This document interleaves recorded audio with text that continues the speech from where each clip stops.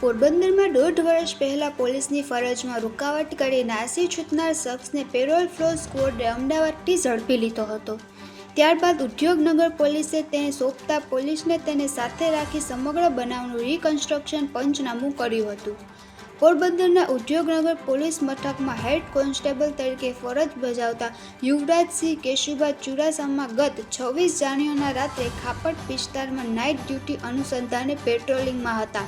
ત્યારે આશાપુરા ચોકથી આગળ service road પર બે શખ્સો મયુર હરદાસ ઓરેદ્રા અને રવિ ભીખુ ઓરેદ્રા ઊભા હોવાથી તેઓએ મોડી રાતે રસ્તે ઊભવા બાબતે પૂછતા તેઓએ અમને જ્યાં મન થાય ત્યાં ઊભીએ, તું અમને પૂછવાવાળો કોણ? જેથી યુવરાજસિંહે પોતે હેડ કોન્સ્ટેબલ તરીકેની ઓળખાણ આપતા બંને શખ્સો ઉશ્કેરાઈ ગયા હતા અને પોલીસ હોય તો શું થયું, અમને કંઈ કહેવાનું નહીં એમ બોલાચાલી કરી ગાળો આપવા લાગ્યા હતા। આથી યુવરાજસિંહે તેની સામે ફરજ રૂકાવટ સહિતની કલમ વડે ગુનો નોંધાવ્યો હતો।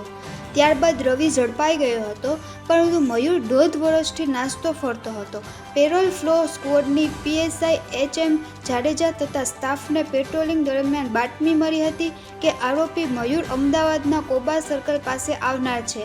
આથી પોલીસે અમદાવાદ દોડી જઈ વોચ ગોઠવી મયુરને ઝડપી લીધો છે અને આગળની કાર્યવાહી માટે ઉદ્યોગનગર પોલીસ સ્ટેશન ખાતે સોંપી આપ્યો હતો।